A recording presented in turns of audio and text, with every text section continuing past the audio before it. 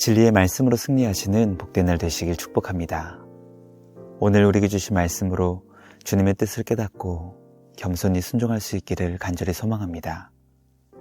묵상 본문은 누가복음 6장 39절부터 마지막 49절까지입니다. 말씀 함께 보겠습니다. 또 비유로 말씀하시되 맹인이 맹인을 인도할 수 있느냐? 둘이 다 구덩이에 빠지지 아니하겠느냐? 제자가 그 선생보다 높지 못하나 무릇 온전하게 된 자는 그 선생과 같으리라. 어찌하여 형제의 눈 속에 있는 티는 보고 내 눈 속에 있는 들보는 깨닫지 못하느냐? 너는 내 눈 속에 있는 들보를 보지 못하면서 어찌하여 형제에게 말하기를 형제여 나로 내 눈 속에 있는 티를 빼게 하라 할 수 있느냐? 외식하는 자여 먼저 내 눈 속에서 들보를 빼라. 그 후에야 내가 밝히 보고 형제의 눈 속에 있는 티를 빼리라. 못된 열매 맺는 좋은 나무가 없고 또 좋은 열매 맺는 못된 나무가 없느니라. 나무는 각각 그 열매로 아나니 가시나무에서 무화과를 또는 찔레에서 포도를 따지 못하느니라. 선한 사람은 마음에 쌓은 선에서 선을 내고 악한 자는 그 쌓은 악에서 악을 내나니 이는 마음에 가득한 것을 입으로 말함이니라.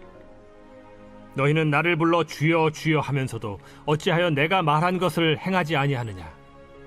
내게 나와 내 말을 듣고 행하는 자마다 누구와 같은 것을 너희에게 보이리라. 집을 짓되 깊이 파고 주추를 반석 위에 놓은 사람과 같으니 큰 물이 나서 탕류가 그 집에 부딪히되 잘 지었기 때문에 능히 요동하지 못하게 하였거니와 듣고 행하지 아니하는 자는 주추 없이 흙 위에 집 지은 사람과 같으니 탕류가 부딪힘에 집이 곧 무너져 파괴됨이 심하니라. 말씀의 제목은 비판보다 성찰을, 들음을 넘어 행함을입니다.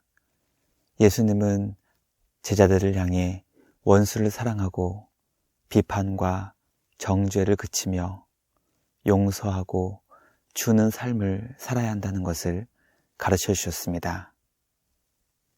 예수님은 주님의 제자들이 우리를 향하신 하나님 아버지의 마음을 깨달아 원수를 사랑하며 선대하신 우리 주님의 마음을 닮아가는 하나님의 백성들이 되기를 원하신다는 것을 가르쳐 주셨습니다.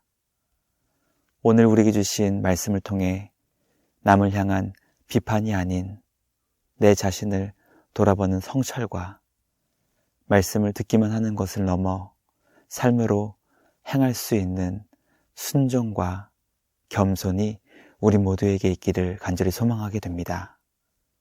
우리를 향하신 하나님 아버지의 놀라운 구원 계획을 깨달아 날마다 우리 주님이 기뻐하시는 복된 주님의 자녀로 날마다 변화되며 성숙되어가는 우리 모두가 되길 주님의 이름으로 간절히 기도합니다.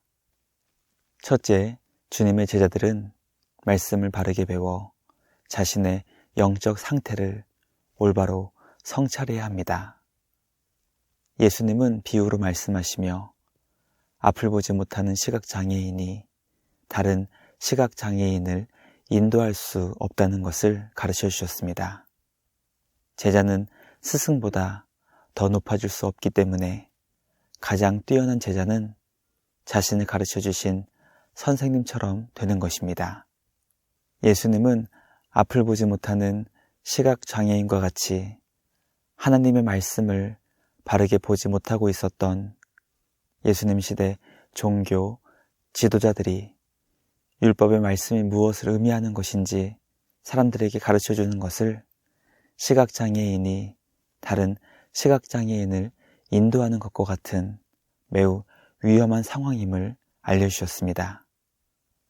잘못된 말씀의 인도를 받게 되면 형제의 눈 속에 있는 작은 티를 지적하며 눈 속에서 그것을 빼야 한다는 것을 주장하지만 정작 자기 자신의 눈 속에는 들보가 있다는 것을 보지 못하게 됩니다. 예수님은 말씀의 가르침을 잘못 받게 될 때 사람이 얼마나 외식적으로 변할 수 있는 것인지 알려주셨습니다. 외식이란 자신에게는 지극히 관대하지만 상대방에게는 철저하게 엄격해지는 것을 의미합니다. 말씀 묵상을 통해 영적인 시력을 회복하여 하나님 앞에서 우리의 눈에 있는 들보를 발견하고 그것을 뺄 수 있도록 주님의 도우심을 구하며 형제의 눈 속에 있는 작은 티를 긍휼과 자비의 마음으로 바라볼 수 있는 우리 모두가 되길 소망합니다.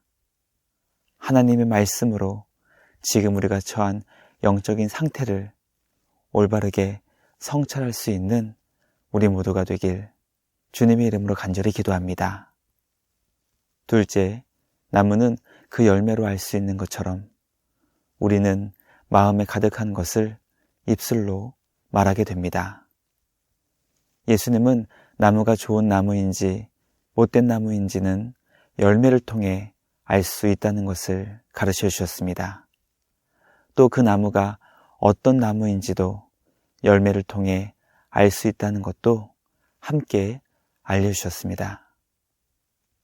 그 나무의 좋음의 유무도 또 그 나무가 어떤 나무인지도 열매를 통해 파악할 수 있다는 것을 깨닫게 됩니다. 예수님의 제자로 선한 사람이 되어가는 자의 가장 큰 특징은 선한 입술의 열매를 맺는다는 것입니다. 반대로 하나님과 관계없는 악한 사람들의 가장 큰 삶의 특징은 입술의 열매로 악한 열매를 맺는 것입니다.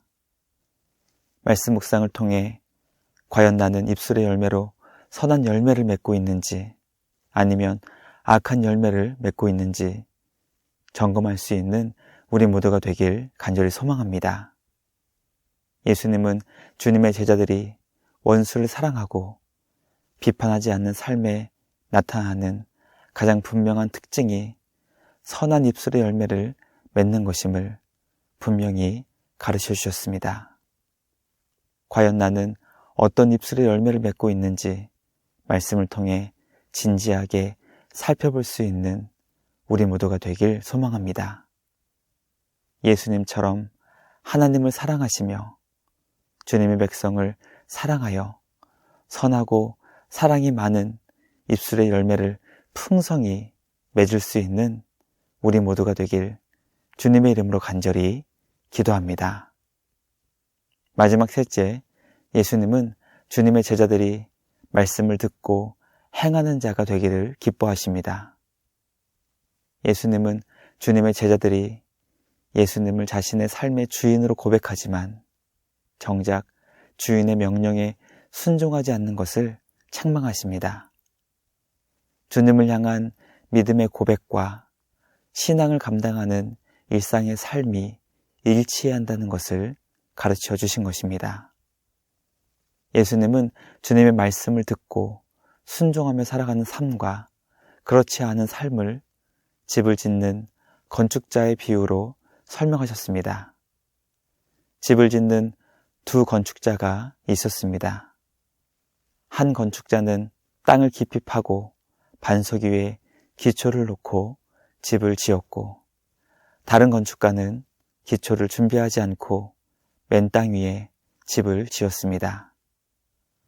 공사의 기간만 놓고 본다면 기초를 놓고 지었던 건축가보다 기초 없이 맨 땅 위에 집을 지은 건축가가 훨씬 더 빨리 집을 지을 수 있었을 것이니 어쩌면 그 건축가가 더 실력이 좋다고 사람들의 평가를 받았을 수도 있었을 것입니다.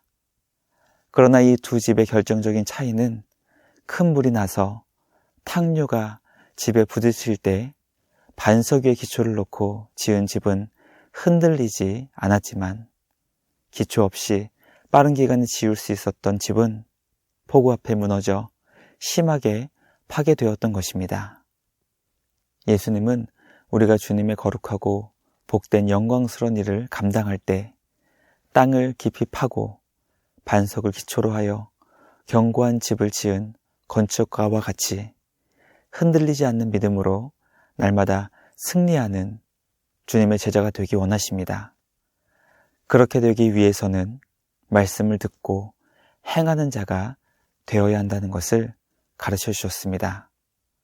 주님의 말씀을 듣고 우리를 통해 이루고자 하시는 하나님의 거룩한 뜻 앞에 겸손히 무릎 꿇고 주님의 뜻을 구하며 순종할 수 있는 우리 모두가 되길 간절히 소망합니다. 말씀을 듣고 들은 말씀을 삶의 자리에서 기쁨으로 행할 수 있는 우리 모두가 되길 주님의 이름으로 간절히 기도합니다. 묵상을 마치며 함께 기도하겠습니다. 하나님 아버지 감사합니다. 오늘 우리에게 주신 말씀을 통해 영적인 바른 시력을 회복하게 하시고 이웃을 향한 비판을 멈추고 내 자신의 영적 상태를 바르게 볼 수 있는 우리 모두가 되게 하여 주시옵소서.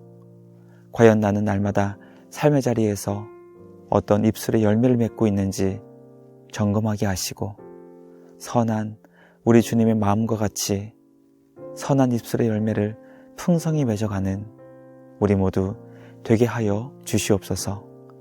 말씀을 듣고 들은 말씀을 삶의 순종으로 이어갈 수 있게 하시고 예수님처럼 삶으로 말씀을 온전히 이뤄나갈 수 있는 복된 제자의 삶 되게 하여 주시옵소서. 날마다 우리를 복음의 말씀으로 인도해 주시는 우리 주님께 감사와 찬양을 드리며 우리를 구원하신 예수님의 이름으로 기도드리옵나이다. 아멘. 오늘도 말씀으로 승리하시는 복된 날 되시길 주님의 이름으로 축복합니다.